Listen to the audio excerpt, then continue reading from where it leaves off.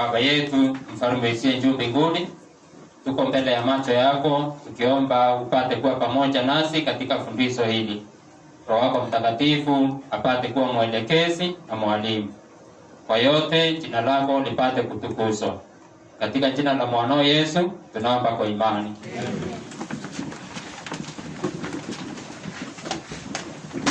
Yes.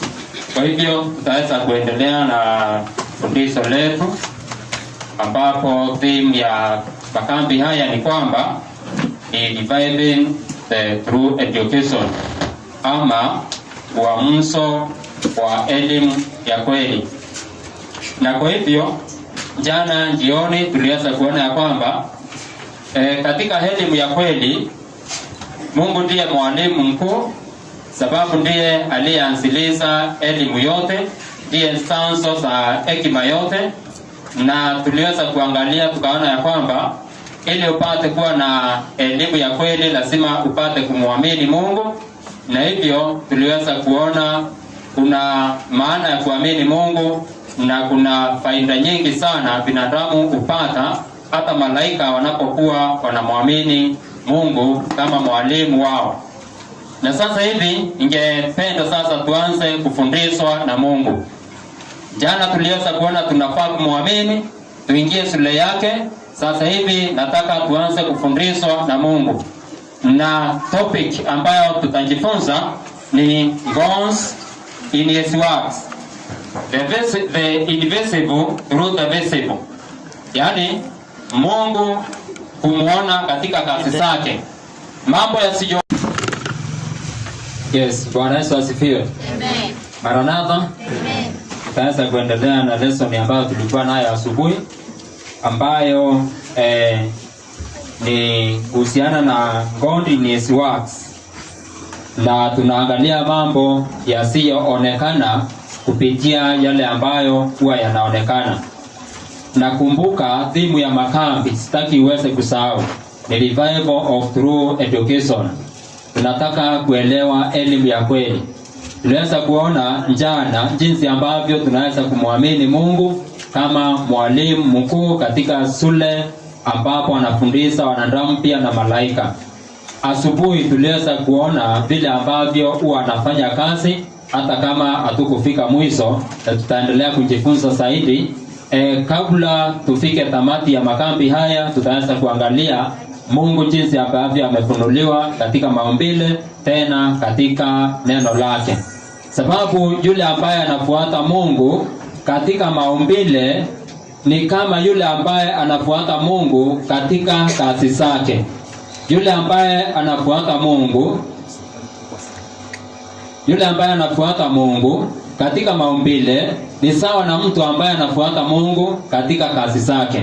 Yule ambaye anafuata Mungu katika Biblia ni sawa mtu ambaye anafuata Mungu katika neno lake, anamsikiza akiongea.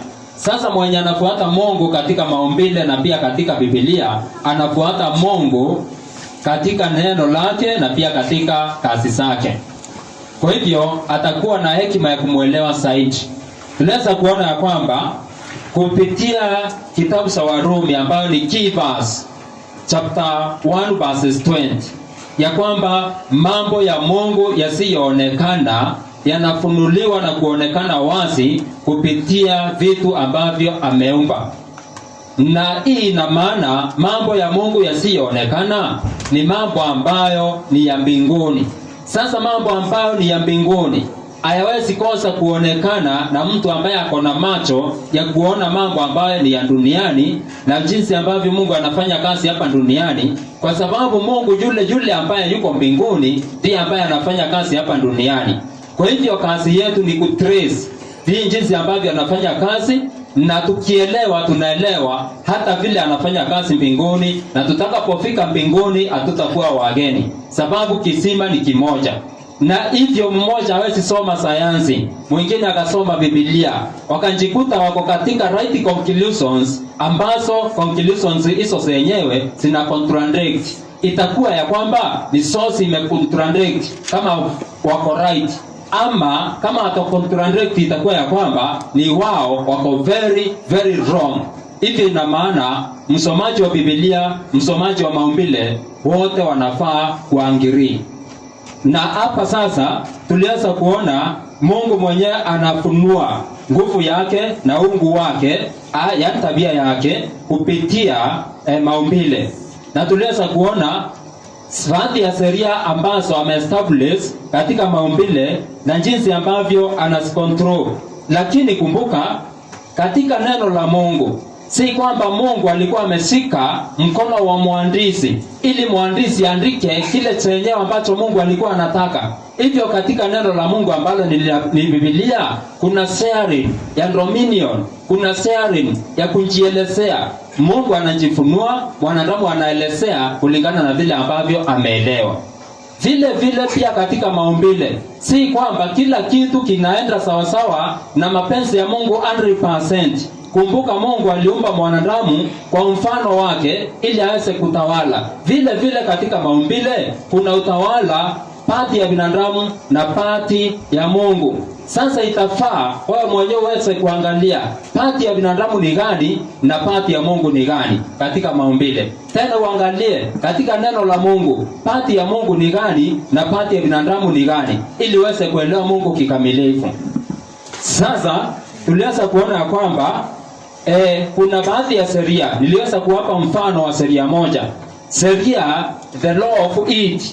Sasa sheria za joto ni kwamba, nataka niwakumbushe kidogo. Tuliweza kuona jambo la kwanza ya kwamba joto kila wakati huwa inatoka mahali ambapo imeconcentrate ama temperature iko very high, ikienda mahali ambapo pako na low temperature. Yaani mahali ambapo kuna joto sana, ikiendelea mahali ambapo hakuna joto nyingi. Hiyo sheria hiko hivyo, na ni Mungu ana control. Na sababu Mungu habadiliki, hakuna siku hata moja umewahi kuamka asubuhi ukute ya kwamba joto inatoka mahali ambapo iko kwa wingi, ikienda mahali inatoka mahali ambapo iko kwa undogo, yani temperature iko low, ikienda mahali ambapo temperature iko high. Hivyo kila wakati unapowakiza njiko ili uweze kuchemsha maji, kama utawekelea maji hapo juu ya njiko, hakuna siku joto itatoka kwa maji ingie pale kwa njiko, lakini wakati wote inatoka kwa njiko ikienda pale ambapo kuna baridi. Kila wakati ukiweka chuma mahali ambapo kuna moto, utakuta ya kwamba ile joto inatoka pande ambayo iko kwa wingi ikielekea mahali ambapo iko kwa udogo. Hii ina maana ya kwamba sababu hiyo sheria haijawahi kubadilika, ni sababu Mungu hajawahi kubadilika katika spare yake ya kucontrol mambo.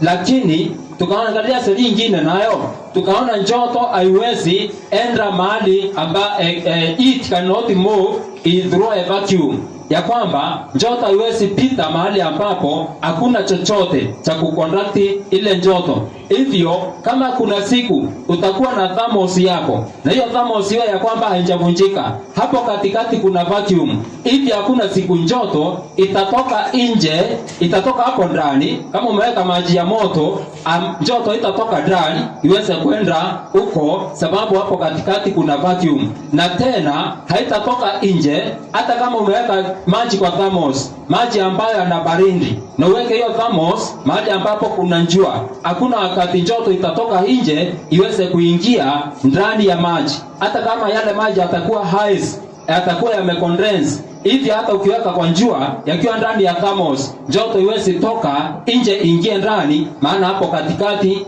pana vacuum. Na Mungu ana control hizo sheria mbili. Si hizo peke yake kuhusiana na heat, lakini kuna nyingi sana ambazo Mungu ana control. Hivyo Mungu ni mwaminifu katika spare yake ya kufanya kazi, lakini amepea binadamu nafasi yake kutawala dunia. Sasa akamwambia hii ndio sheria, mimi nitakuwa na control hapa, na wewe sasa elekeza huko kwingine. Mwanadamu naye anaelekeza vipi? Mwanadamu atatumia joto, atawakiza moto. Anajua ya kwamba kitu fulani ikiwekwa katika joto kiasi fulani, hiyo joto itaharibu hicho kitu ama kitakuwa nyepesi. kabla kiharibike kitaweza kuwa soft, na mwanadamu anaweka chuma kwa joto, inafika level fulani inakuwa soft, anaikunja vile ambavyo anataka, ama anaunda vile ambavyo anataka, ama anaunganisha suma vile ambavyo anataka. Anakuwa na uwezo wa kutumia nguvu ya Mungu ambayo ilikuwa ameiweka kwa sheria fulani ya it. Hivi anaitumia sasa kutengeneza machine ambazo zina chuma tofauti tofauti. Hivyo kuna sharing. Sasa tunaona ya kwamba Mungu kwa kila kitu ambacho kiko duniani, kuna pati ya Mungu katika kutawala na kuna pati ya binadamu katika kufanya nini? Katika kutawala. Na tuliweza kuona ya kwamba Mungu aingilii pati ya binadamu. Kama joto ikiwakizwa, material fulani ambazo zinaweza produce heat zitaweza kuletwa mahali pamoja, na hiyo heat iweze kuwa produced. Najua ujue ya kwamba sina nafasi ya kuelezea hiyo kwa undani sana, but heat or energy, you cannot create energy and you cannot destroy energy. Hivyo ya kwamba energy yenyewe iko beyond your sphere of controlling. Hii ina maana of creating or destroying. Hiyo iko beyond your sphere of working. Sasa tunaona ya kwamba sphere yako iko control hiyo energy, na ndio sababu huwezi angamiza na huwezi isababisha. Inakuwepo hapo, lakini wewe kazi yako ni kuielekeza. Tukipata nafasi nitaelezea hiyo kwa upana. Lakini sasa Mungu katika mambo yake, yeye yuko mwaminifu, anakiriatia binadamu opportunity. Na sasa kama binadamu atadirect energy fulani ya heat, asababishe kuwa na joto na moto kiasi fulani, kama ataweka makaratasi yatachomeka akitaka kuclean the compound. Kama ataweka nguo chafu zitaweza kuchomeka, anaendelea kuclean the compound. Na kama akiweka mtoto Aranata? Amen. Na kama akiweka mtoto atafanya nini? Atachomeka. Bado Mungu ataendelea kuwa mwaminifu katika kucontrol sheria zake. Ni kwa nini mtoto naye atachomeka? Ni kwa sababu ile substance ambayo imewekwa kwa heat iko liable kuendelea kusika joto zaidi, na itaendelea kusika joto zaidi, na kama itasindi kiwango fulani, ile substance ama kitu kile kitaweza kuwa destroyed, na whatever kitaingia kwa hiyo joto kitaweza kuangamia. Na sasa ili mtu asiingie kwa joto akachoma mwili wake, Mungu alijua hiyo inaweza fanyika, na hivi hakutegemea binadamu aweze kucontrol kila kitu hata kwa mwili wake. Aliweka ndani yake nerves ambazo ziko sensitive, iwe ya kwamba kama joto itakuwa iko chini sana, iwe ya kwamba utakuwa very uncomfortable mpaka utafute joto iongezwe ifike level fulani. Na kama itaongezwa ipite kiwango fulani iweze kuwa juu sana, mahali ambapo inaweza haribu mwili, sasa utakuwa tena uncomfortable mpaka urundi kwa temperature ambayo iko average, na hivyo sasa utaendelea kuwa katika hali nzuri. Sasa hayo ni mambo ambayo Mungu mwenyewe aliunda ndani ya mwili wa mwanadamu, sababu hakutaka kuwa kila wakati anafanya miujiza kucontrol ama kulinda binadamu. Mungu apendi watoto wake wao wanategemea miujiza kila wakati. Maana kama watategemea miujiza kila wakati, itakuwa ya kwamba wao ni wavivu, na tena tuliona ya kwamba wataweza kuwa wajinga ambao hawajui kesho itakuwa namna gani, wajinga ambao hawawezi kujipangia maisha yao. Na hakuna mtu anaweza kubali kuwa na mtoto kama huyo ambaye hajui chochote. Mungu alitaka binadamu amuumbe kwa mfano wake, na aendelee kuwa anaimarika, anaendelea kukua mpaka hawe, hata kama itawezekana, hawe na tabia kama ya Mungu, tena ana nguvu kama ya Mungu, aendelee hivyo. Mungu si anajilase Maranatha.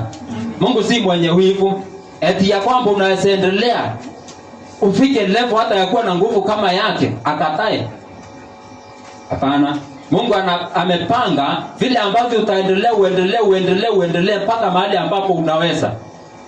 Na hivyo ndio sababu aliunda sheria ambazo zinafanya kazi zikiwa constant wakati wote, na siwe jinsi ambavyo unaweza ukasifuata. Sasa tuliweza kuona mambo mengi kuhusiana na it. Nataka sasa tuangalie sheria nyingine moja, then niweze kuwatajia baadhi ya mambo.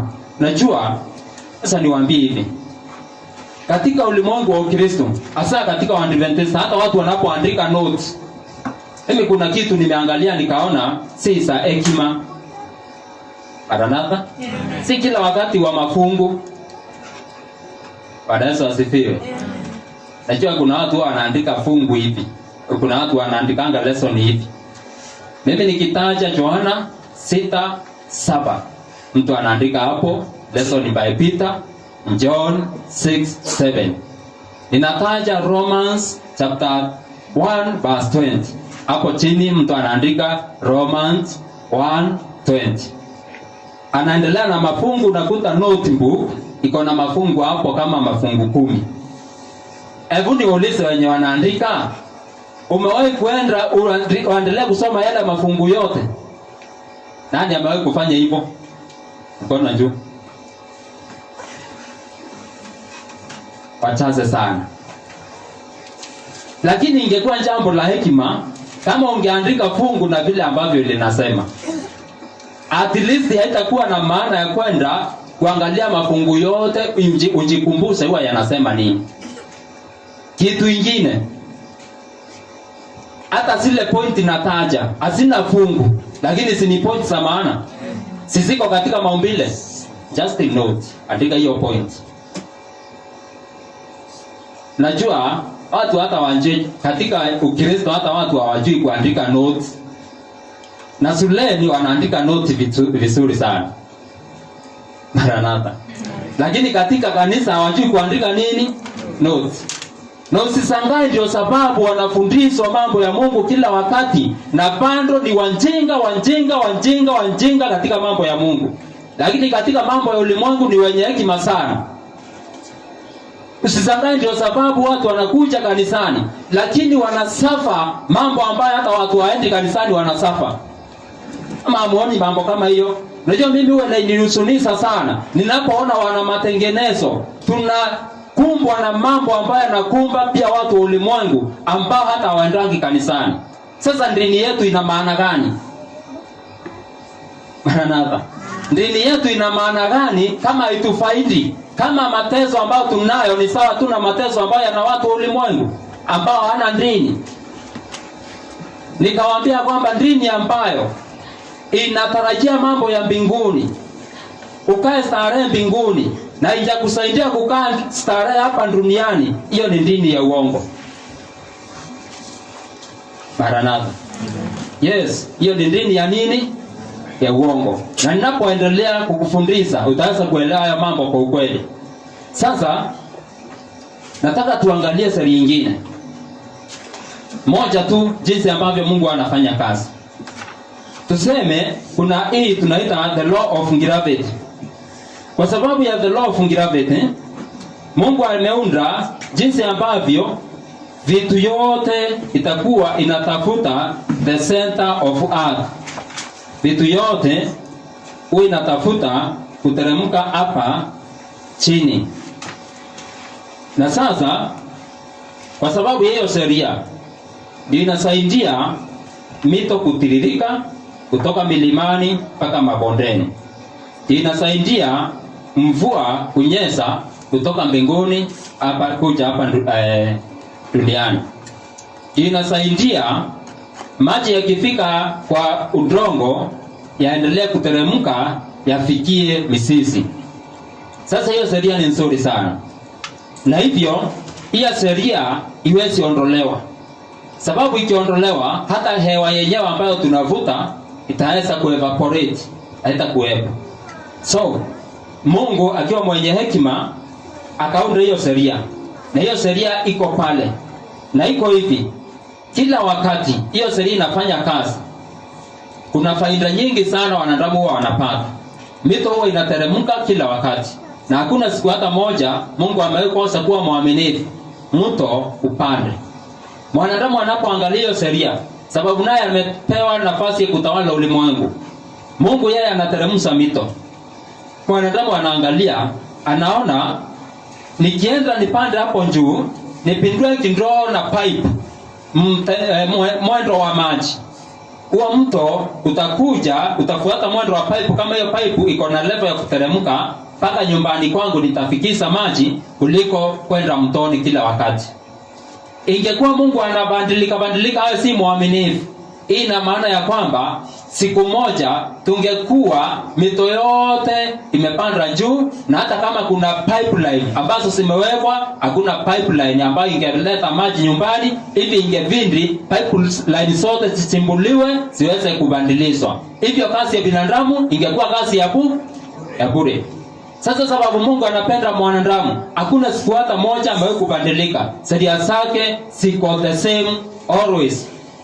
Then, sababu hiyo sheria, bado binadamu anaweza tengeneza ndamu, ambayo ndamu inamsaidia kutumia nguvu ya maji kutengeneza hata stima na vitu vingine. Na kama binadamu ni mwerevu sana, ni mwenye hekima sana, anaweza angalia sheria zingine, sheria za pressure, ambapo maji yakiwekewa pressure fulani huwa yanatafuta kuescape, ambapo kama kuna mahali ambapo kuna pressure na mahali kwingine hapana pressure, maji yataenda mahali ambapo hapana pressure. Najua hizo ni sheria za upendo. Maranatha, niliwaambia Mungu aliumba na material ambazo asikuwepo hapo mwanzoni. Hakutegemea material ambazo alipewa asikuwepo hapo mwanzoni. Hivyo material alipazo aliumba nazo zilikuwa zimetoka kwake. Na kama zilikuwa zinatoka kwake, then ina maana zinafanana naye. Na hivi hizo material zinaenda sawa sawa na mapenzi yake. Sasa heat inapoenda mahali ambapo kuna joto sana kuelekea mahali ambapo kuna baridi, sio ni upendo? Kama wewe ni tajiri, inafaa ujue ya kwamba kama uko na utajiri mwingi sana, ni mpango wa Mungu kwa utajiri wako uweze kuondoka mahali ambapo uko kwa wingi uende mahali ambapo hakuna utajiri mwingi. Hiyo ni principle ya Mungu na inafaa iwe hivyo. Kama si vile, utawala wa Mungu umeingiliwa na uende sawa sawa na mapenzi yake katika ulimwengu huu.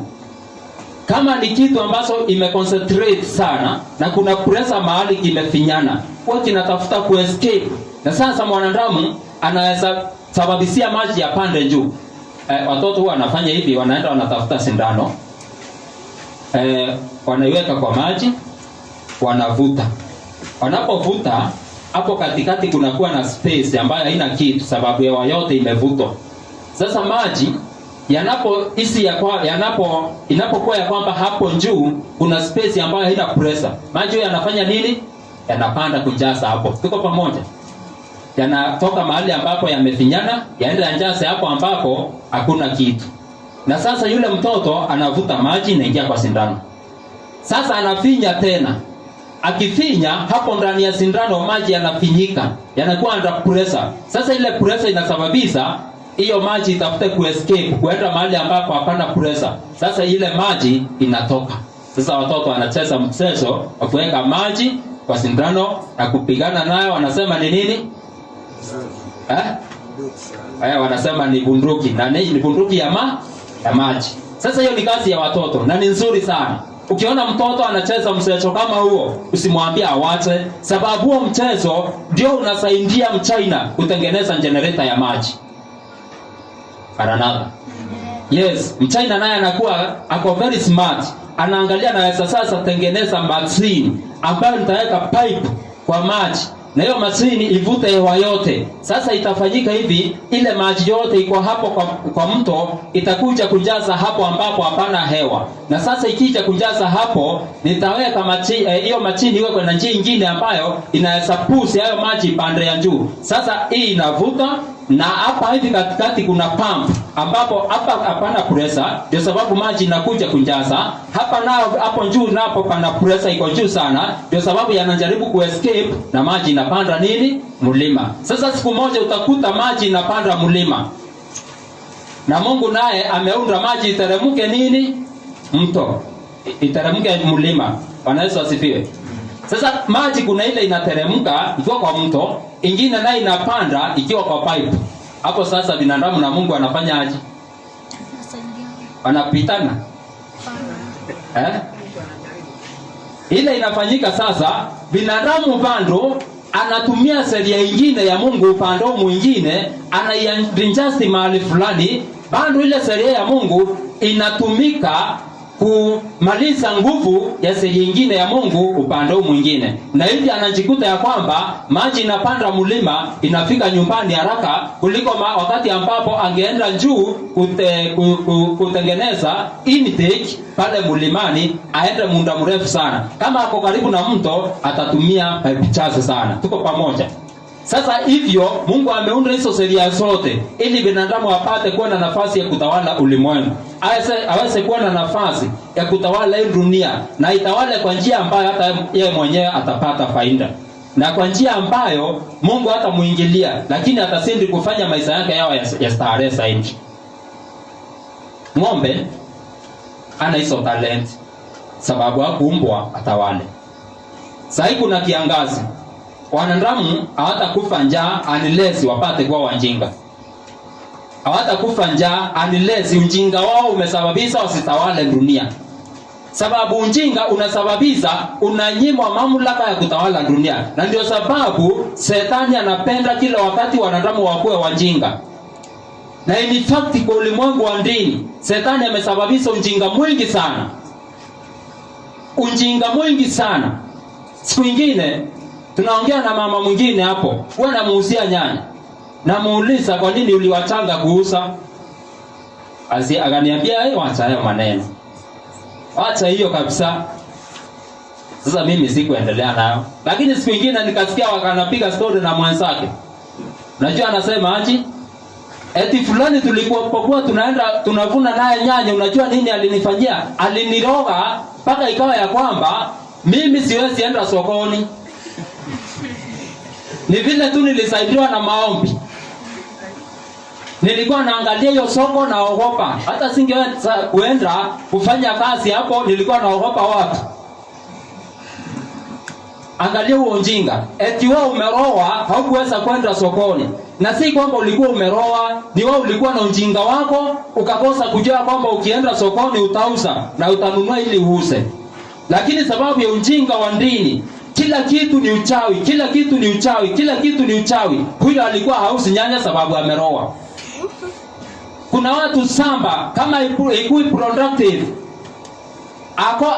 hawezi elewa kwamba ni sababu haweki mbolea, ni sababu hatunzi mimea kama inavyostahili, anasema ni uchawi. Na sasa kuliko aende kununua mbolea, anaenda kutoa sadaka kwa pasta amsaidie maombi.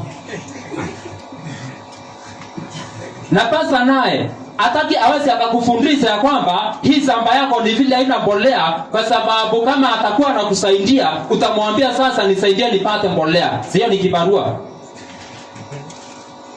Sasa atakwambia enyewe umeroa, una maandui, lakini katika jina la Yesu maandui zako hawatakupata. Katika jina la Yesu hii shamba itaweza kumea, utakuwa unapanda kidogo unavuna kwa wingi katika jina la Yesu. Na Yesu amesikia maombi. Sasa wewe unaamini ya kwamba suluhisho lako limepatikana, na hivyo sasa unatoa sadaka, basi anaenda wapi? Nyumbani. Kumbe umeibiwa sababu ya ujinga wa dini. Umefanya nini? Umeibiwa. Na kweli umeibiwa sababu umelipa mtu afanye kazi na hakuna kazi amefanya.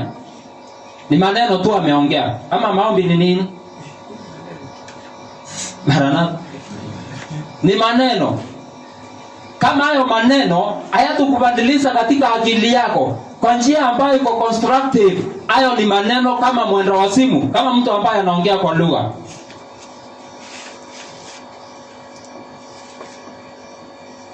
Lakini watu wa Mungu wakifuata Mungu katika maumbile na pia katika neno lake hawataweza kuibiwa. Maranatha.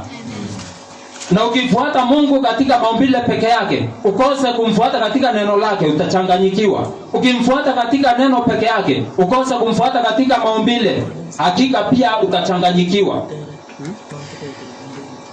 Kuna watu ambao hata wakionjeka hawaende hospitali na watumii dawa. Anasema, Biblia inasema kionjeka itawasawa kanisa wakufanyie nini?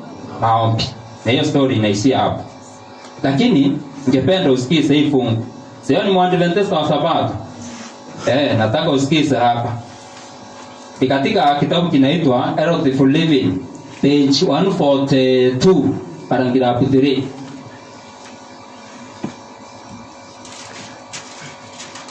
Mtumishi Isaya naomba utafsiri hapa. Healthy Living, page 142, paragraph 3.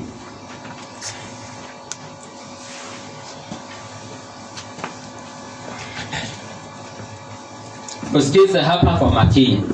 Anasema hivi: no one can succeed in agriculture or gardening without attention to the laws involved. Hakuna mtu anaweza faulu katika ukulima wa shambani ama kutunza mimea bila kufuatilia sheria ambazo zinahusika. The special needs of every variety of plant must be studied. Mahitaji tofauti ya kila mmea ni lazima yaweze kusomwa. Najua kuna siku moja tulikuwa tunaongea na mtu fulani huko Mwerondo. Najua watu wa Kitheo wengi wako na masamba huko chini ya Kianja ile Njango iko pande ile.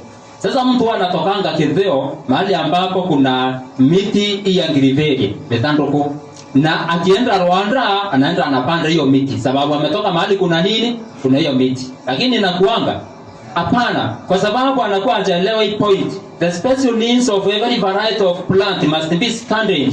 Kama uko na samba jangwani, panda mimea ya jangwani. Kama una samba sehemu ambayo ni ya milimani, panda mimea ya wapi? Ya milimani. The special needs of every variety must be studied. Anasema hivi: different varieties require different soil and cultivation. Mimea tofauti inahitaji mchanga tofauti, na ukulima pia ambao unahusika, mbinu za ukulima zinazohusika ni tofauti. And the compliance with the laws governing each is the condition of success. Na kwa ushirikiano wa sheria ambazo zinahusika katika kila moja yazo, hizo zinaleta kufaulu. Maranatha. Amen. Sasa angalia vile Mungu huwa anabariki. Kufaulu kunategemea kufuata sheria. Na pointi ambayo ningependa uelewe, ninapoendelea, Mungu hana upendeleo. Maranatha. Biblia iko very wazi ya kwamba Mungu hana nini? Upendeleo. Na kama Mungu hana upendeleo, hii ina maana, unajua sisi wanadamu huwa tunapendelea wale ambao wanatupenda. Si ndio? Kama unataka kupeana zawadi, unapea yule ambaye amewahi kukufanyia kitu fulani ya maana. Lakini Mungu hana upendeleo. Hii ina maana hata kama unampenda, hakuna kile atakufanyia special ambacho afanyie yule ampendi. Hata kama unampenda, hakuna kile ambacho atakufanyia special ambacho afanyii yule ambaye anasema hata Mungu akuwepo, akuangi, atheist. Sote ametuweka katika level moja. Atheist akitunza mimea anavuna. Wewe Mkristo ukitunza unavuna. Atheist akitunza na ukose kutunza, atheist atavuna na wewe utakosa kuvuna. Tuko pamoja? Ndio. Hata kama unatoa tithe and offering. Najua pia watu wamendanganya ya kwamba ukitoa tithe and offering ikana kwamba kuna baraka special inakujanga. Wani napinga Biblia. Si Mungu anasema tumjaribu. Ile baraka inakuja ni kukukumbusha ya kwamba wewe kile umepata ni Mungu amekupea. Sasa akilini mwako utakuwa unamtegemea, utakuwa unajua kila kitu ako under control, ana control. Na utakuwa unaelewa vile ambavyo ana control. Faida nyingine ambayo utapata ni kanisa yenu itakuwa na umoja. Utakuwa na wahubiri ambao wakati wote wao wako free, hawaendi sambani, hawaendi biashara, wanachunguza kweli. Sasa watakuletea kweli za maana sana. Hata kama utakuwa sambani, hata kama utakuwa biasharani, ukiwa na stress za biashara, mhubiri naye anachunguza mambo, atakuletea kweli ambazo zitakusaidia. Hiyo ni baraka nyingine. Lakini kufikiria kuna special blessing sababu tu ya kutoa, hakuna. Lakini ukitoa kuna vile hizo blessings zitafanya nini? Zitakuja. Lazima uelewe vile ambavyo zinakuja. Ili usije ukatoa tithe and offering. Sasa ukatae kupulizia shamba yako kama iko na viwavi, ukose kupulizia ukisema kwamba Mungu alisema tukitoa tithe and offering atatubariki. Na unaona viwavi hapo vinakula mahindi lakini haupulizii dawa. Nini kitafanyika? Na tithe umetoa na hata saka na sadaka yote ambayo umetoa, viwavi nao watakula mimea sababu ni kazi yao kufanya nini? Kukula. Hiyo ni sheria yao na watakula na Mungu hataingilia. Sasa sikiza. Anasema the attention required in transplanting umakini ambao unahitajika katika kupanda mimea midogo, that not even a root fibers are be grounded or misplaced, ili ya kwamba hata mzizi mmoja isiwekwe mingi mahali pamoja ama uwekwe mahali ambapo hufai. The care of the young plants, kujali sana mimea ambayo ni michanga, the pruning of and watering, ile kuitengeneza kwa hali ambayo inafaa na kumwagilia maji, the shielding from frost at night and the sun by day, kuiwekelea kivuli, kuzuia joto kali ya siku na ile baridi kali ya usiku na jua kali ya mchana, keeping out winds, na pia kuweza kuondoa ile disease, na pia magonjwa and insects, na wadudu, insect pest. The training and arranging, kuelimia na kuipanga, not only teach us lessons concerning development of character, asitufundishe tu hatua za kukuza tabia, but the work itself is a means of developing, lakini kazi yenyewe ni njia ya kukua. In cultivating carefulness, katika kulimia kujali sana, patience, uvumilivu, attention to detail, na pia kuwa makini na kuwa mwekaji wa mambo mengi, obedience to law, na kutii sheria. It imparts a most essential training, inatupatia training ya muhimu sana, the constant contact with the mystery of life, na pia ule uhusiano wa karibu sana na siri za uzima, and the loveliness of nature, na mapenzi ya mazingira ama maumbile, as well as the tenderness called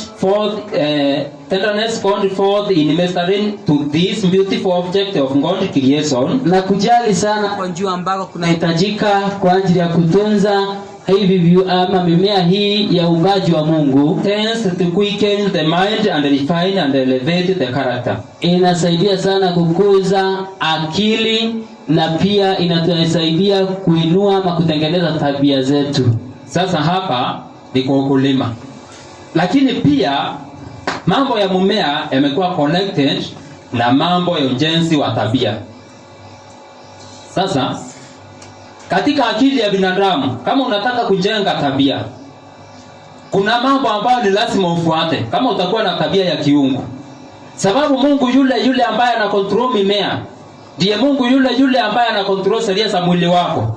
Ndiye Mungu yule ambaye ana control sheria za mwili wa malaika.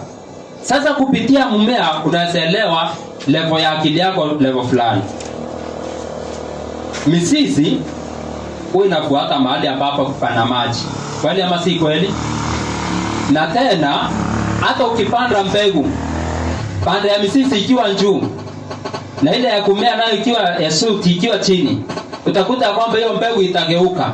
Mzizi utateremka hivi na panda ya kumea nayo itageuka ipande hivi. So majani yanatafuta jua, mizizi inatafuta gravity hapo chini, inatafuta maji. Mungu ameunda hivyo ili automatically huo mmea utaweza kusurvive.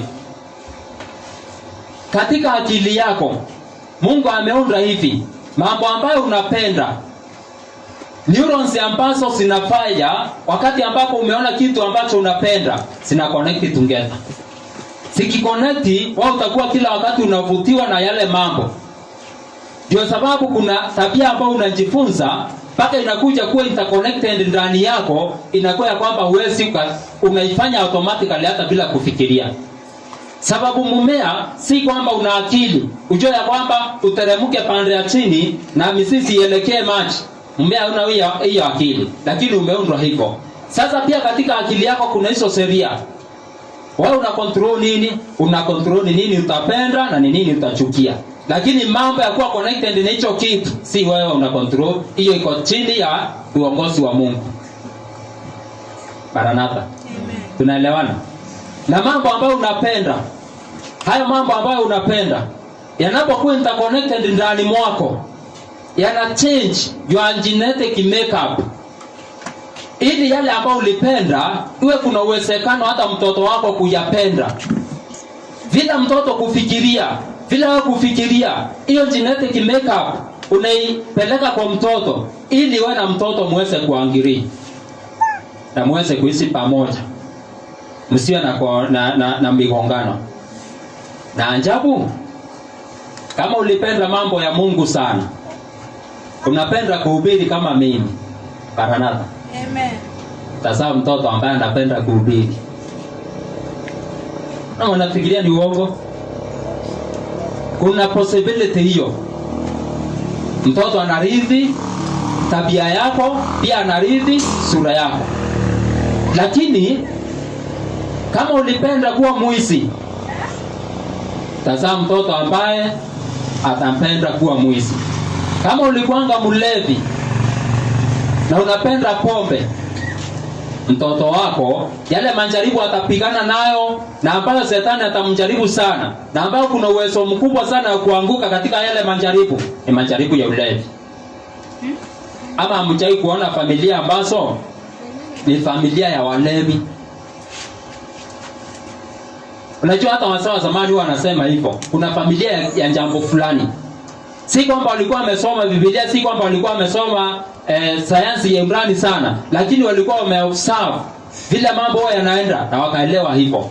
Na hiyo ni ukweli, hata sayansi imethibitisha. Watoto wanarithi tabia za wazazi. Kuna familia ya wizi. Kuna familia ya userati. Yes, kuna familia zingine utakuta kwamba mambo ya userati inafanyikanga, inakujanga tu, mwenye atajitahidi anaokoka, lakini mwenye anajitahidi na kui makini sana anaingia katika huo mtego. Kuna hata familia unaweza kuta wasichana wote, hata ni wasichana 5, lakini hakuna yule ako kwa bwana wake. Sasa watu wa dini wanaitanga laana, sivyo? Akitaka kuiondoa wanafanya aje? Wanaenda kwa waganga ama wanaenda kwa pastors. Unaambiwa toa kafara tuvomoe hayo madhabahu. Sasa unatoa kafara, madhabahu ifanye nini? Ivomolewe. Naye Mungu anasema aje? A curse causeless haitawahi kukusika. Yaani laana isiyo na sababu iwezi fanya nini? Kukusika. Ni sana Andrea vile wanaenda angani juu ya kichwa yako, lakini hakuna vile wanakuadhiri. Sasa kuna laana ambazo siko causeless. Yaani wewe mwenyewe umerithi, lakini unajitahidi sana kuweza kuondoa ile tabia. Kama utaendelea in this environment, katika environment tofauti kupinga yale mambo. Sasa kama ulikuwa umerithi tabia mbaya kutoka kwa wazazi wako, itabidi ung'ang'ane na hiyo tabia itaondoka ndani mwako. Tuko pamoja? Lakini vyenye itaondoka si kwamba itaisha kabisa, itakuwa katika your genetic makeup na mtoto wako anaweza rithi. Hata kama ifanyi kazi, bado mtoto anaweza rithi level fulani. Ndio sababu unaona kuna watoto ambao wako kama babu sao, lakini hawako kama baba sao. Kuna watoto ambao wako kama nyanya sao, lakini hawakai kama mama sao. Si haya mambo tunayaona hata katika tabia. Hii nini ina maana gani? Mungu aliunda jinsi ambavyo watoto watarithi kile ambacho wazazi wao walikuwa wanapenda. Na ndio sababu anasema napatiliza watoto maovu ya baba zao, generation ya 3 na hata ya nini? Ya 4.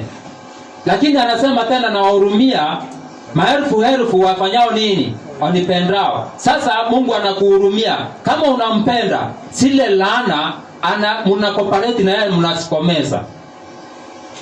Ndio sababu asubuhi nilipowaambia kuna mambo ambayo kuna hata watu walisaliwa hapo ulimwenguni ambao haikuwa mpango wa Mungu. Kuna watu wameharibika kiasi kwamba hawezi leta ulimwenguni mtu mzuri. Maranatha. Amen. Unanielewa? Na si mpango wa Mungu watu kama hao waendelee kusaliwa. Mmoja ni kama mama wa Njundrasi, niliwaambia asubuhi. Na baba wa Njundrasi. Yesu alisema heri Njundrasi angefanya nini? Angezaliwa. Mwingine ni kama mama wa Nero. Ingefaa huyo mama hakuwa na uwezo wa kupata mtoto. Dunia ingepata laana zingine ambazo ilipata. Nero kuwepo si mapenzi ya Mungu. Okay, kama uelewi, nataka nikuambie hivi. Simba, Mungu hakumuumba kila nyama. Nataka sasa nikuelezee vile natural causes mwanadamu anapokuwa anatawala, alingawa mamlaka yake kwa Shetani na alikaribisha Shetani, na sasa binadamu na Shetani wanaharibu maumbile. Na ndio sababu roho ya nabii inasema kwamba yale ambayo yalikuwa yanaonyesha utukufu wa Baba na utukufu wa Baba, kila kitu kikiwa kizuri, yaliharibika. Nani aliyeharibu? Ambaye aliharibu ni sehemu ile ambayo binadamu aliwachiwa, alingawa sehemu fulani na Shetani, na Mungu naye akunyima Shetani hiyo nafasi, sababu amepewa. Sasa binadamu na Mungu wakaendelea, na Shetani wakaendelea kuharibu nature. Wanadamu wengine nao na Mungu wanaendelea kurekebisha. Bwana Yesu asifiwe. Amen. Na sasa kuna vitu ambavyo genetic makeup yake iliharibiwa kiwango kwamba hakuna siku vitaleta kitu kizuri hapa ulimwenguni. Yaani hizo vitu vimekuwa 100% satanic. Yaani kila kitu ni character ya Shetani peke yake. Na wanadamu nao, kabla ya mlango wa rehema kufungwa, kuna wale watakuwa wamekuwa kama Shetani 100%, wengine nao watakuwa wamekuwa kama Mungu 100%. Na hapa sasa tuko katika barabara, tuko katika njia panda. Kila mwanadamu ataamua ni mwenendo gani atafuata. Na utakapoamua mwenendo ambao utafuata, barabara ambao utafuata, hakuna jambo la kubahatisha. Najua watu wengi wanabahatisha hata mambo ya safari ya mbinguni. Wengine wanaona tafika mbinguni ama sifiki. Mtu anaona sasa tu ningojee nione, nitakuwa wa jehanamu ama si wa jehanamu. Sasa tu ningojee nione. Yaani hawezi predict your life.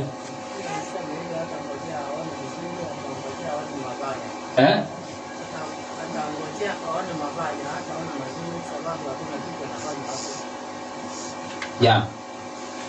Acha niwaambie, Mungu ameweka kila kitu na sheria ambazo unaweza fuata na ujue utafika wapi. Huwezi fuata hii barabara na ufikirie hautafika Mekindori kama utafuata barabara ambayo inaelekea Mekindori na utakuwa una move. Na tena huwezi fuata the opposite side ufikiria kwamba utafika Mekindori kama bado unaendelea kutembea. Unless kama utafikiria hivyo, wewe umerukwa na akili. Wewe ni mwenda nini? Wewe ni mwenda wazimu. Na si mwenda wazimu wa kubahatisha, ni mwenda wazimu wa kweli. Lakini mtu ambaye anaelewa sheria ambazo zinahusika katika kila jambo, anaweza fuata barabara akijua itafika wapi na itamfikisha wapi. Na atafika saa ngapi kulingana na speed ambayo anaenda. Sasa hakuna kitu ya kubahatisha hapo unapofuata sheria. Sikiza kile ambacho Mungu anasema.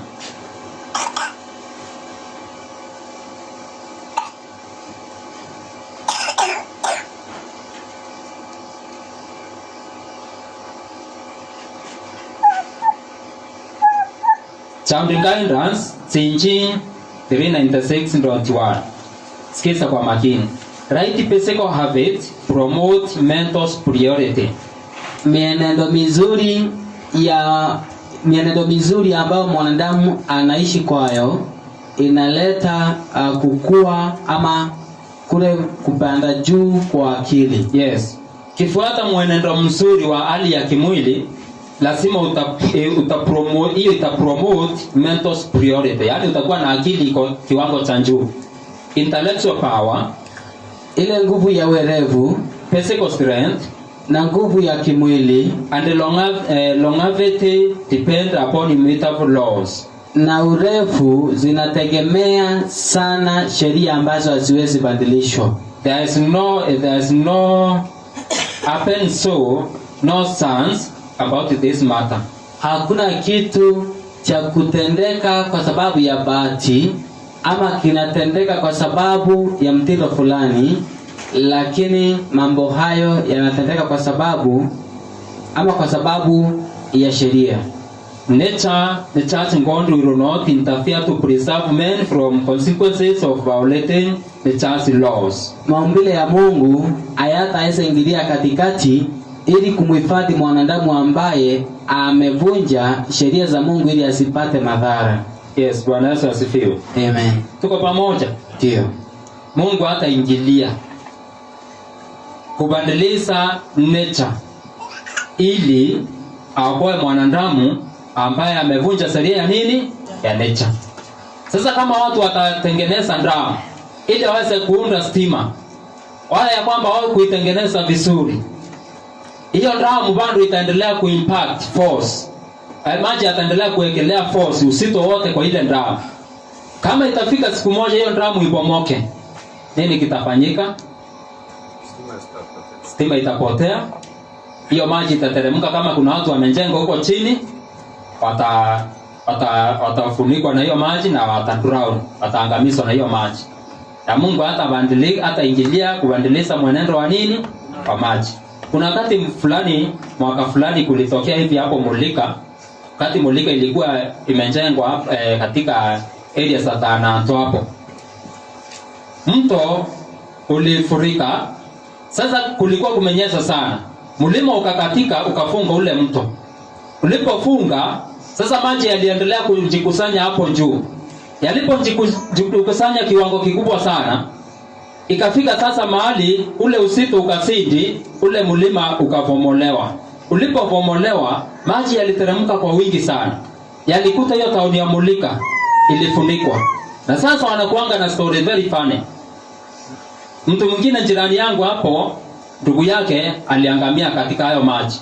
Sasa alikuwa ananiambia kuna jamaa mmoja aliokoka. Vile maji yalikuja, yalikuwa juu ya hiyo maji, alikuwa amesikilia mabati hivi juu. Sasa maji ikapomoa nyumba. Ile mabati ikutenganishwa. Yeye sasa akaenenda akiwa juu ya maji na anasikilia mabati. Ikafika wakati ambapo maji ikapindua yale mabati, hiyo nini yote ya juu, roof ikapinduliwa. Sasa yeye akawa ako juu na roof iko chini. Na kawaida sheria ya maji, kama ni roof ya mabati huwa ina float. Kwa pamoja. Hata kama ni karatasi ukiweka juu ya maji na uweke kwa uzito kidogo hapo kama ya siafu, hiyo siafu itakuwa inakaa juu ya nini? Ya maji. Sasa hiyo jamaa alibebwa na maji akiwa juu ya mabati. Sasa ikafika mahali hiyo roof ikasikwa na miti. Sasa ikaendelea kukaa hapo. Na hiyo maji iliendelea kupita, inaendelea kupita, hiyo roof ikiwa hapo imekisikwa na miti, na vyenye iliendelea kushuka ikafika mahali ambapo alipata nafasi akatoka. Sasa hiyo alitoka. Kuna mama mwingine naye alienda akakuta mahali ambapo kuna mabati nyingine ilikuwa imewekwa hapo, na sasa ilikuwa imekingwa na miti hapo. Vyenye maji ilimuleta, ni kama mama kamsee sana. Kaligonga hiyo mabati, sasa kakasuiliwa na mabati nyingine hapo. Sasa naye aliokolewa. Lakini kuna hata watoto wengine sana waliangamia, sababu kuna hata familia ilikuwa inaangamia yote. Sasa huyo nyanya alipokuwa anaokolewa na akasikia watoto wawili wa mtoto wake waliangamia na hawakupatikana. Alikuwa analia. Sasa Mungu, kwa nini uliniokoa? Si afadhali ungeokoa wale watoto wa mtoto wangu, mimi ambaye at least nimeseeka nikufe. Sasa unajua ni kwa nini hiyo mama alikuwa analia? Yeye anamblame Mungu. Si hata wewe kama unaamini ni Mungu aliokoa mama, si unasema ni Mungu alimuokoa? Najua hata kama ningewauliza swali kwanza, niwaulize nani aliokoa hiyo mama mzee, mungesema ni nani? Si mungesema ni Mungu? Kama ningeuliza nani aliokoa mwenye alikuwa kwa roof, mungesema ni nani? Ni Mungu. Lakini hii lesson yenye inaenenda inafaa ufikirie sana. Kama wewe ni mtu wa kuchoka haraka, unaweza changanyikiwa. Tuko pamoja? Ama unaweza ona kama nafundisha mambo ambayo either hayako practical ama naondoa Mungu katika mambo. Lakini kumbuka, enyewe kama ni Mungu aliingilia kuokoa huyo mama, hata kama ni wewe umeseeka, ungekuwa unalia kama yeye? Kama uko na upendo. Ama kweli msengilioni oeno kuraguri tu owenda okuyanga haraka kusenjano na kana kanini kana ka umbege wetraka ikuyana ndo Hiyo inakuanga kawaida, hata kama mnaweza sangaa, hiyo ni kawaida. Mtoto akifa na mtu mzee sana akufe, wakati gani watu wanalia sana? Mtu kijana akufe na mzee akufe, ni wakati gani watu wanalia sana? Hiyo iko katika maumbile. Si kwamba hata kama ni kitu inakaa kama fane hivi ni kitu haipo. Hapana, ipo. Sasa ile ilifanyika ni kwamba the God of nature akuingilia kugeuza mkondo wa nature ili aweze kupanga watu ambao walikuwa wamejenga kando ya mto. Na ni kwa nini hakuingilia? Ni ili wanadamu wapate kujifunza kujenga kando ya mto ni tabia mbaya. Ni kukosa kuwa na akili. Wewe si ng'ombe. Ukae kama ng'ombe, ukae maisha ambayo hayana mpango. Wewe ni binadamu ambaye ako na akili. Akili ambayo kama ni memory, uko na hippocampus ambayo Mungu amekubariki nayo, inaweza weka memory ya miaka mingi sana. Lakini ng'ombe hana hiyo. Ng'ombe huwa anasahau haraka. Kama ni kupanga mambo yajayo, uko na imaginations ambazo zinaweza kusaidia kupanga mambo ya mwaka ujao na uyaone hapa kana kwamba yana happen na bado mwaka ujao haujafika. Hiyo ni power ambayo Mungu amekupea, power mbili za maana sana, ili uweze kuwa mtawala kama nani? Kama Mungu. Bwana Yesu asifiwe. Bwana Yesu asifiwe. Hizo powers Mungu amekupea, memory ya kukumbuka past miaka mingi sana, hata kuandika vitabu ili iweze kuhifadhiwa. Hiyo ina maana ili uweze kujifunza na yale yamepita. Memory ya kupanga yajayo ina maana ili uweze kujipanga kabla ya ufike. Unajua umbwa anajipanga akifika, lakini binadamu anafaa jipange kabla afanye nini? Kabla afike. Na hiyo sasa ndio power nyingine ambayo binadamu wako nayo, power kama ya kiungu. Hiyo ndio kuwa mfano wa Mungu. Lakini hizo power zote Shetani huwa anapenda kudestroy. Hizo power zote Shetani huwa anapenda kusababisha sisiwe na faida. Na bado hata Shetani huwa anatumia chemistry. Anatumia sheria za nature ili aweze kuharibu uumbaji. Hata yeye mwenyewe ana ruhusa ya kufanya jambo ambalo iko kinyume na mambo ya asili. Hawezi geuza pale ambapo ile barabara ambayo Mungu ameweka. Ile anafanya ni ku take over pale Mungu alikuwa ameachia intelligent creatures. Na ndio sababu kama ni mambo ya kuendeleza genetic makeup kwa generations, aliweza kujifunza na akaendelea kuharibu polepole, akaharibu wanyama ili waweze kufundisha binadamu tabia mbaya anapojifunza katika maumbile na wakatae Mungu.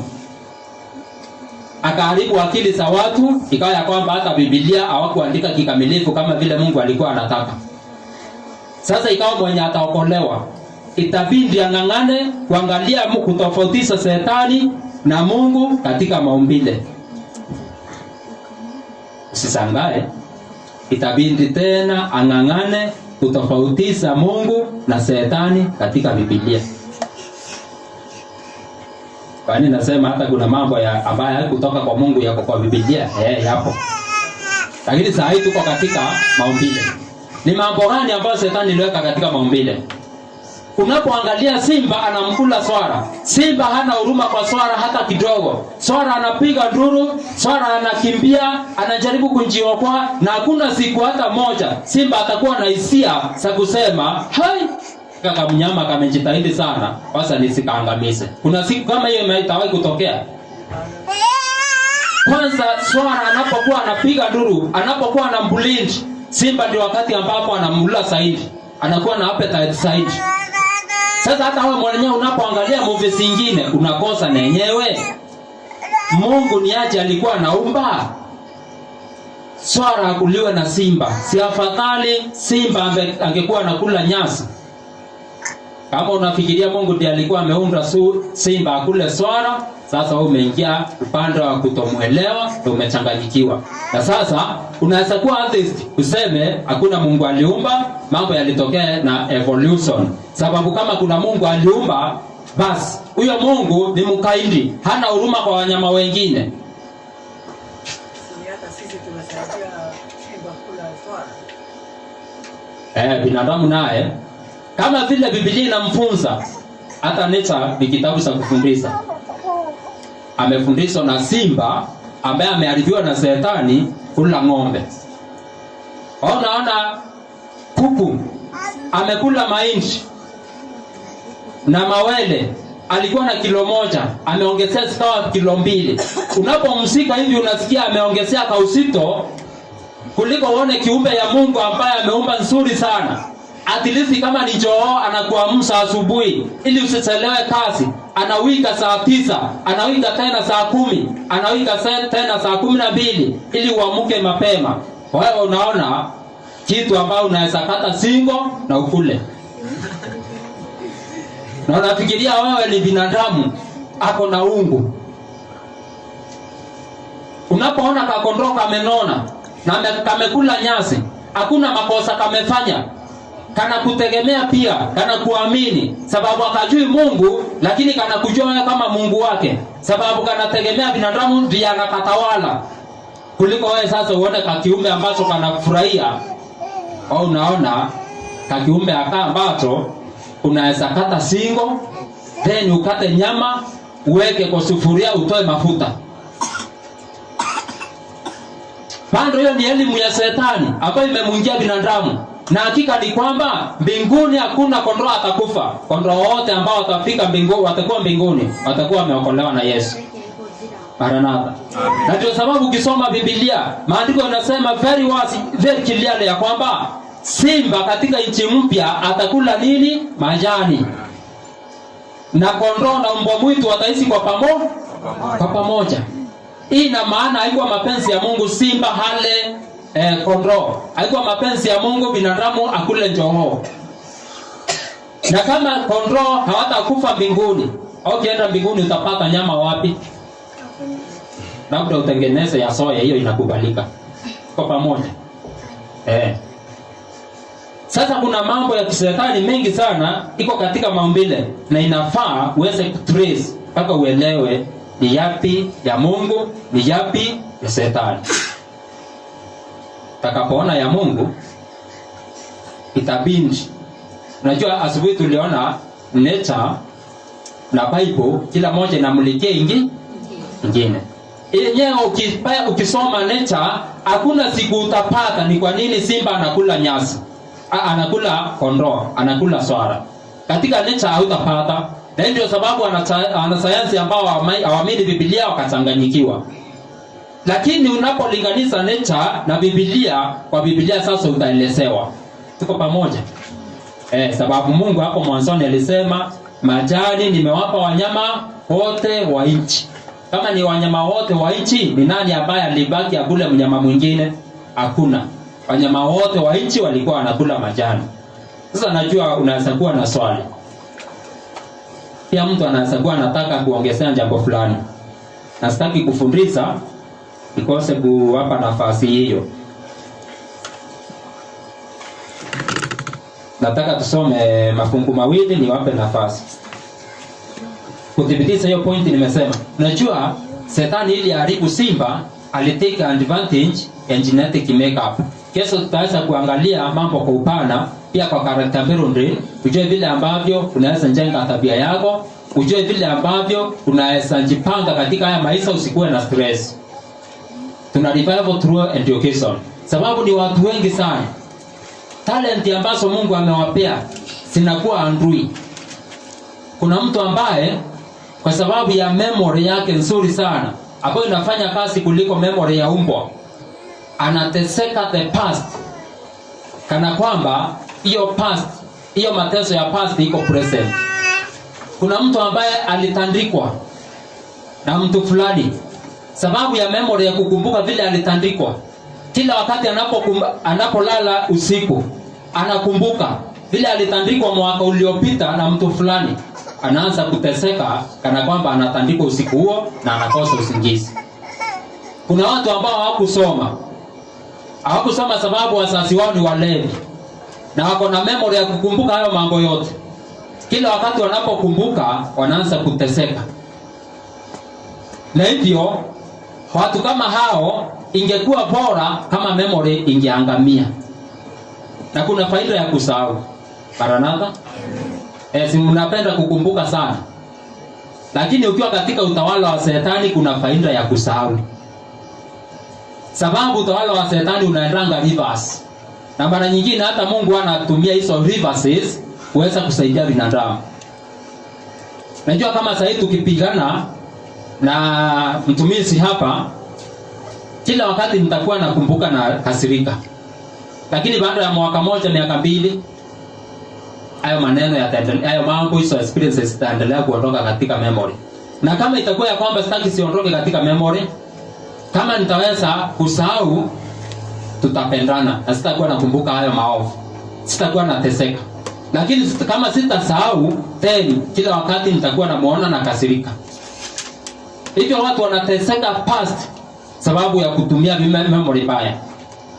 Watu wanateseka future sababu ya kutumia imaginations mbaya. Una imagine na kulingana na vyenye kumekauka, na zaidi mwezi wa 7, kabla mvua inyeshe mwezi wa 10, nitakuwa na njaa sana. Unaanza kuteseka njaa kabla njaa ifike. Ng'ombe yeye ateseki njaa, ng'ombe ateseki future, ng'ombe ateseki past. Na kile kinafanyika au teseke future ambayo hata haijafika, na unaanza kuwa na stress ni kwa sababu ya uwezo wako wa imaginations ambao umekuwa taken over by Satan. Na hivi akawa ya kwamba chemistry ya akili yako ameigeuza. Chemistry ya chemicals katika akili yako zimekuwa disorganized. Kesho nitaanza kukufunza vile ambavyo unaweza kaa usimruhusu Shetani kudisorganize chemistry ya akili yako, na utaweza kujua vile ambavyo unaweza kaa kama Stefano. Unapigwa mawe lakini unasema Baba wasamehe. Ama unafikiria hiyo ni kubahatiza? Nafikiria hiyo pando tu utakao useme siku moja tu Roho atanisaidia nifike hapo. Takufundisha vile ambavyo unaweza ukaishi. Usiruhusu Shetani apangue and disorganize the chemistry ya akili yako. Uweze kuwa msalabani kama Yesu. Na bado una akili yako iko very normal. Unaangalia hapo chini, unaona mama yako na uko msalabani. Unaona hiyo mama analia sana. Unaanza kumhurumia. Sasa nitampanga vipi ili asikuwe na stress maishani? Naangalia hapo kando, unaona Joana. Unakumbuka Joana alikuwanga mtu mzuri sana. Nikikabidhi mama yangu kwa Joana atamtunza. Sasa unaambia mama mtazame mwanao. Naambia Joana mtazame mamao. Sasa inakuwa ya kwamba na waconnect. Unajua Biblia inasema wakati Yesu alisema hayo maneno, tangu siku hiyo Joana alichukua mama yake Yesu mikononi mwako na akawa ndiye anamtunza. Kwa mpango Yesu alifanya akiwa wapi?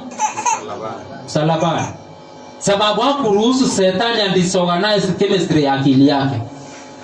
In fact kuna watu ambao Shetani ana disorganize chemistry ya akili zao, wanakuwa na wenda wasimu, wanaenda kutibiwa depression. Unapokutibiwa depression, daktari anakupeanga nini? Maranatha? Nani ambaye kupeleka mgonjwa wa depression hospitalini?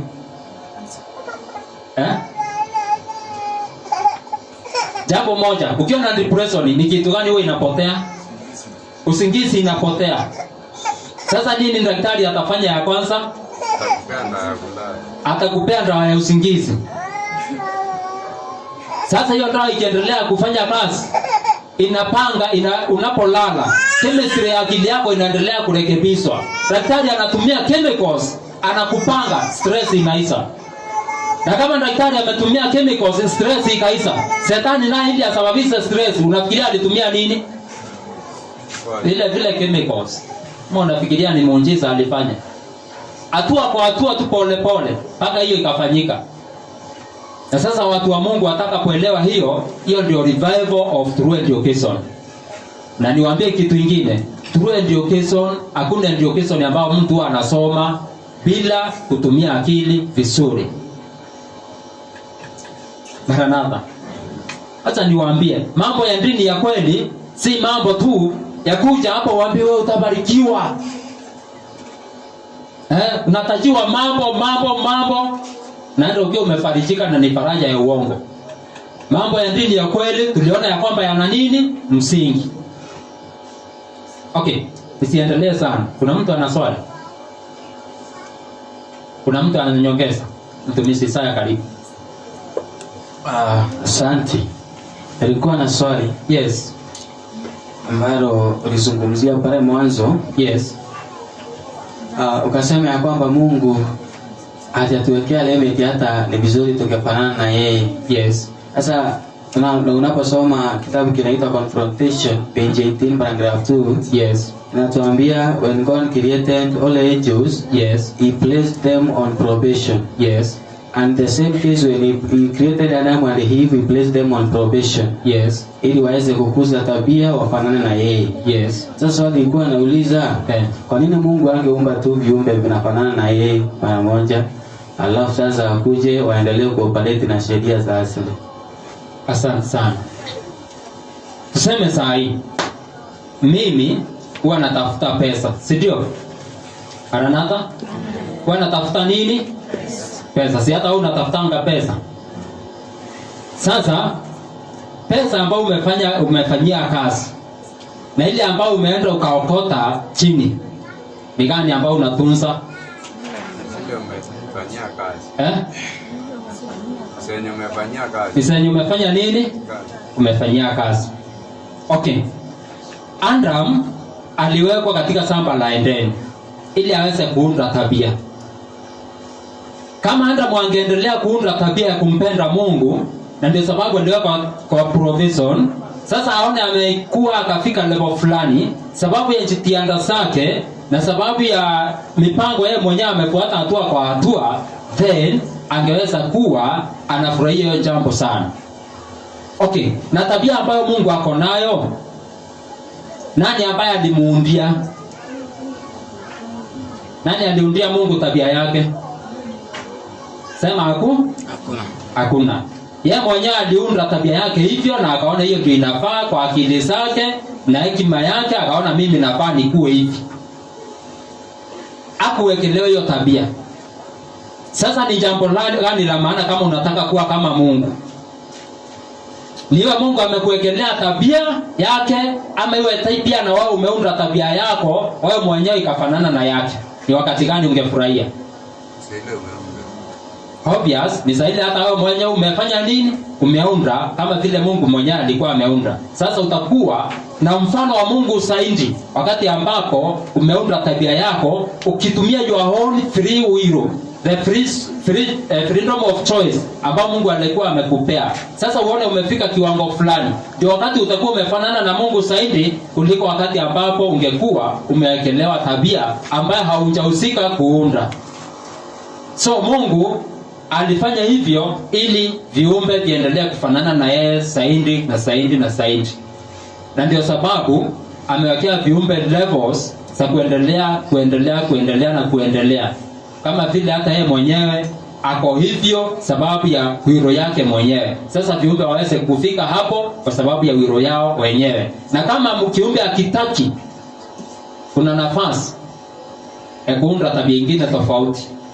Na Shetani ilifika mahali akasema mimi sitaki kuwa kama Mungu kwa tabia, lakini nataka nikuwe na power kama ya Mungu, lakini si tabia kama ya Mungu. Lakini haiwezekani uwe na power without character. Bwana Yesu asifiwe.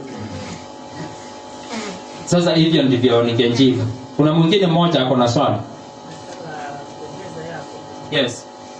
Mungu aliumba viumbe vinafanana na yeye. Yes. Aliumba malaika kwanza, wengine walijaribu na wakasaidiwa. Mungu akasaidia wale waliobaki nayo, akafukuza wale wengine akawaleta hapa kwetu.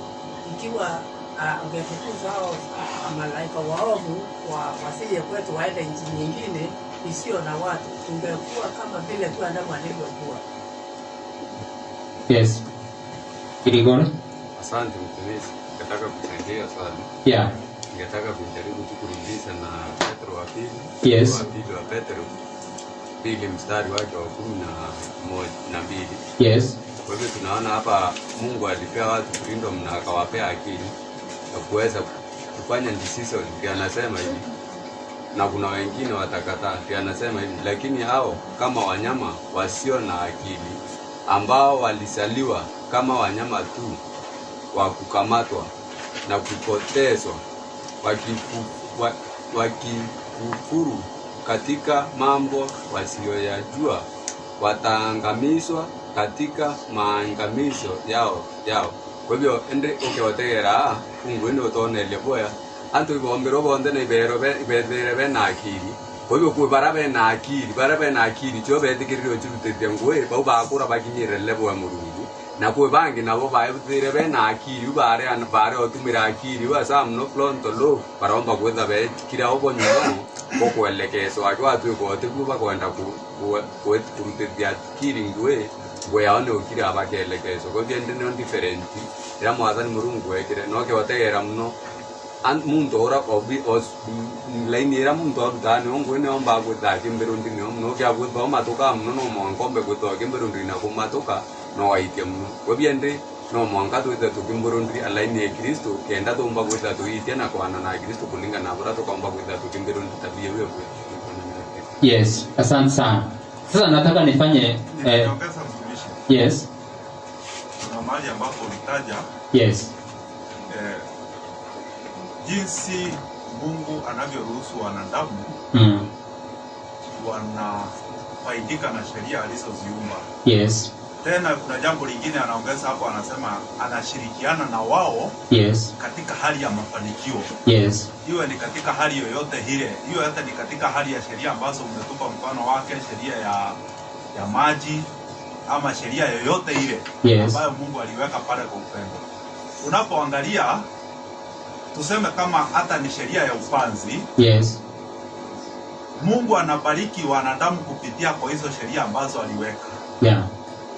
Na anasema kwamba anashirikiana na wao, lakini hatageuza zile sheria ambazo ameziweka. Yeah. Unapoangalia vizuri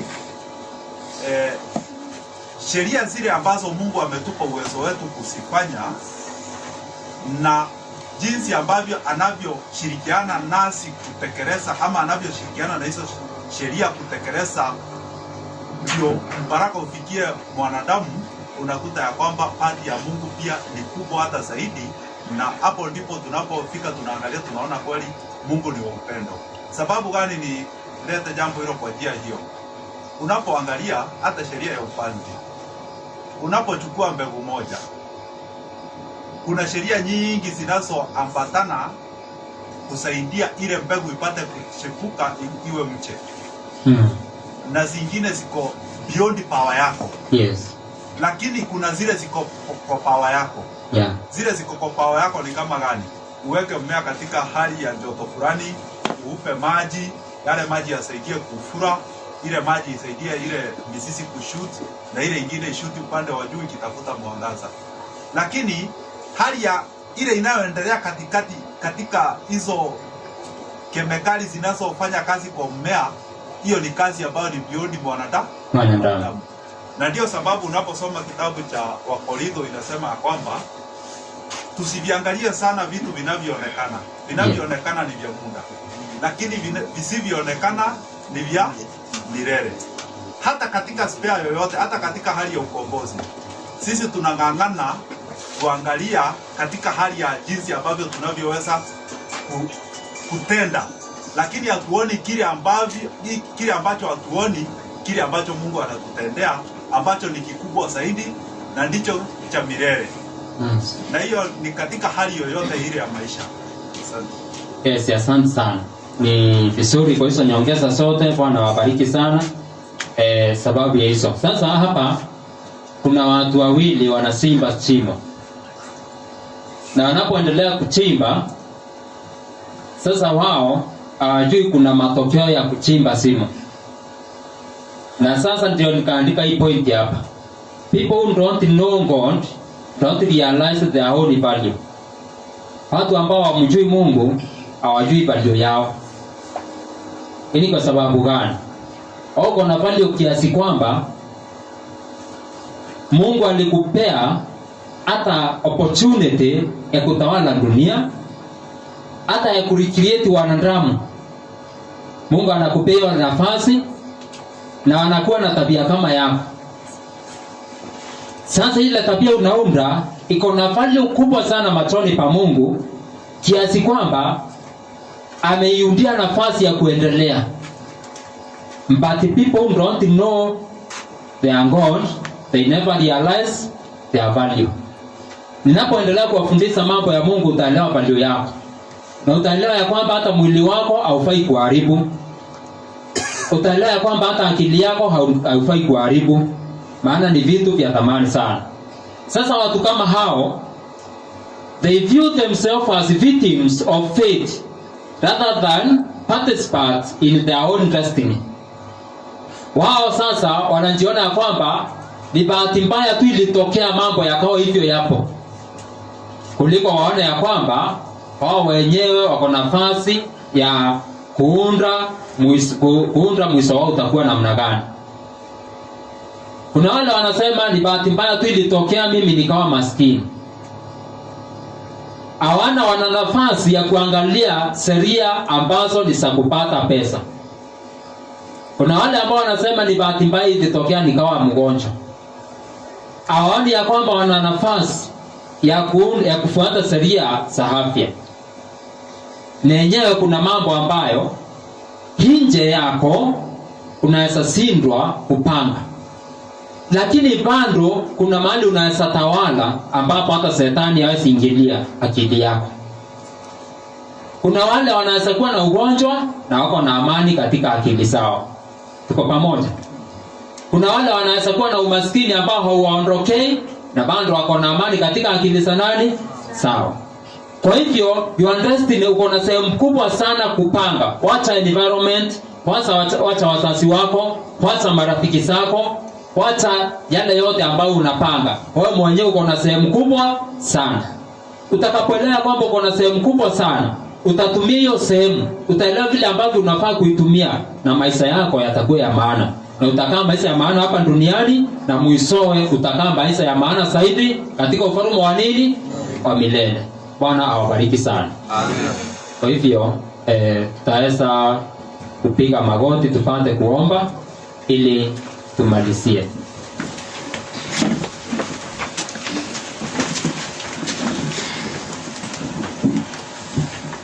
Baba yetu, mfalme wa juu mbinguni, ni asante kwa sababu ya kuwa pamoja nasi.